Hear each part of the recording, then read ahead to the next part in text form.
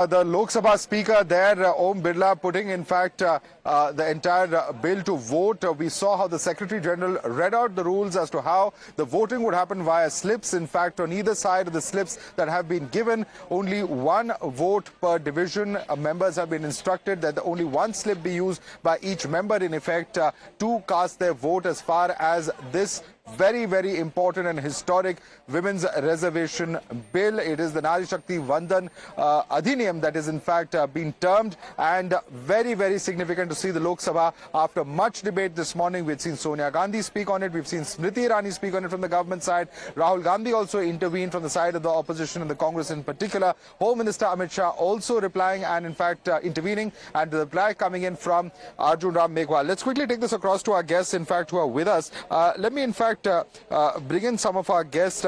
Shikha ji, if I can start with you. Very, very important and historic bill that is, voting for which is underway at the moment. In fact, the question that the opposition is asking is that why include delimitation, why include the caste census, why include the census in particular? That's a question that has been raised by different opposition leaders through the course of the debate. See, first of all, I think because the time is going to come when it's going to happen, what we women have been wanting for such a long time, because it's going to be a glorious, historic, revolutionary moment for the women. See, all these modalities, the delimitation, the census, the reallocation of seats, once you are into this reservation bill and once the seats will be reallocated for women, then it has to be based on the delimitation, If it is without it, right now, if like from 543, if directly the seats are given to the women, it will give a very good chance for the opposition to then go to the court and say, oh, this was not done in a proper way because there was no census on the women's seats. Okay. So I think to make it completely practical and to give a proper, rather the mode to it, that it should be implemented. It should not be seen only in papers, as it has been, Let me bring in Ghanshyam on that. Let me bring in Ghanshyam on that. That's an important point you've made. Ghanshyam, this leaves it vulnerable to legal scrutiny and judicial scrutiny if they don't follow the rules to the T, particularly in terms of conducting a census and conducting delimitation before its implementation. This is the argument of the BJP. Please respond to it. Good evening, Madhav, to you, my fellow co-panelists and the viewers. Let me present to you this one paper. This paper represents the 2014 manifesto of Bharatiya Janata Party. It says very clearly, 2014 manifesto published towards the end of 2013. Bhajpa संविधान संशोधन के जरिए संसद एवं राज्य विधानसभाओं में महिलाओं के लिए 33% आरक्षण प्रदान करने के लिए प्रतिबद्ध है. They knew from 2013 this is their promise. Then the 2019 manifesto. It says on page 32 that BJP is committed to 33% reservation in parliament and state assemblies through a constitutional amendment.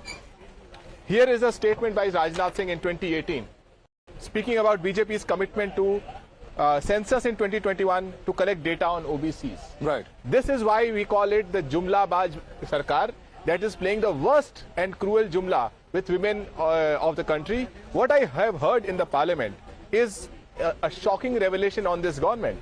Not only have they betrayed the women, but they have betrayed the OBCs as well.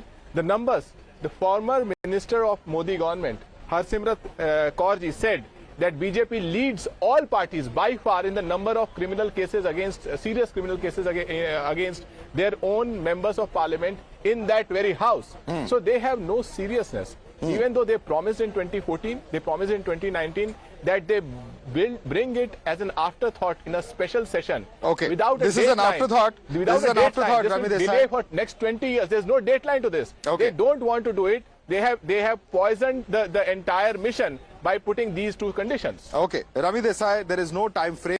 And in fact, Ghanshyam says it's a poisoning of the entire mission. But the point is, the argument coming from opposition is that these are two intangibles, both the census as well as the delimitation. And we don't know whether there's going to be any legal scrutiny, any kind of challenge to those processes as well. So, good evening to begin with, but let me say this, first of all, it's really sad that something that is coming to really uplift women is being politicized to such an extent. We've seen time and again, for years that even if vote share has increased, even if we've seen women's participation in bureaucracy increase, we haven't seen that kind of increase amongst legislators. So this would should give them that sort of opportunity. And this isn't anything unusual. We've seen welfare legislations, we've seen commercial legislations come in, which want to uplift women, and therefore, this is nothing unusual. But to politicize it to this much of an extent and bring in things that we have now seen the Home Minister clarify. He's also said that delimitation census will happen post-elections. He's also said that, during COVID, there were delays. And of course, there were delays across the world. So I don't understand, why we are nitpicking like this. I think, it would have been a really great moment wherein, the entire Parliament would have come together and said, this is a very welcome move by the government. Being in the opposition doesn't mean you have to oppose everything. And let me say this, that I think, when we talk about women, when we've seen the kind of humiliation women have gone through in the Parliament, this is the primary reason that the men of our Parliament should have really come together and said, we welcome this move. This has given a really bad impression on the kind of stakeholders that we have. And I'll even go on to say that this might prove to be another indicator to maybe the judiciary to have further participation of women. Okay, Nikhil is joining the broadcast. I want to bring in Nikhil at this point of time, because here you have what the Home Minister said. The Home Minister says that Congress is disconnected from the people. They have given slogans but they haven't acted, and this is a proof of BJP acting on what is an issue which they are committed towards, which is women's empowerment. So there are questions coming in from the BJP side as well. We also saw Amit Shah correct Rahul Gandhi in terms of his statement on the total number of OBC secretaries, for instance, in the government of India. And the issue of OBC representation is also something the Congress and Mr. Gandhi in particular took and raised inside the House during the course of the debate. See, Madhav, I was listening to Home Minister Amit Shah's speech, and I couldn't understand whether he was talking about the Women Reservation Bill or how Prime Minister Narendra Modi is so great. He praised the entire history of the Prime Minister all the way from when he was a General Secretary in the BJP Gujarat, long before he ever held any government office. He kept on talking about that and about that and about that. I'm not quite sure if he was talking about women of the country or about Prime Minister Modi setting up a poll plank for Prime Minister to reach out to the women voters. Amit Shah, the Home Minister, also said that we are the first party who's bringing this. I can't understand how can he say that when it was the Congress government of Narasimha Rao in 1992 that gave reservation to women in any public representative body. It was the H.D. Devegowda government supported by the Congress party in 1996 which first tabled a bill like this. It was the Congress government UPA 2010 under Dr. Manmohan Singh which first passed a bill like that in any house of the Parliament. No, my simple question to Nikhil is this, that when Mr. Gandhi talks about OBCs being included, the point is there is a constitutional problem. There is no OBC reservation that exists as we speak. Madhav, there is a constitutional problem in giving women reservation as well, and the government is fixing it by amending the constitution appropriately. Why can't they come in with... Because OBCs are not a defined class, sir. It's other backward classes. Exactly. And there is no defined class of people who are OBCs. Exactly. So that's a legal So problem. Let me bring in Shikha on that. Shikha, right? Do you agree? I'm coming to you. I'm just coming to you. Do you agree with his criticism that if you can give reservation to women, then why not for OBCs? Is it such a simple plan? I asked a simple idea? question. When there is no reservation, was no reservation, how many tickets, how many seats they have given to OBCs in their parties to contest election? As compared to BJP, let them give me a figure as to how many of their MPs are OBC, from the OBC. It is just a political gimmick to create a hurdle to say, see, the bill is going to be passed, it is going to be a law in the hands of women, and of course the credit would definitely and should go to Modi ji, because he has, he has taken this bold step.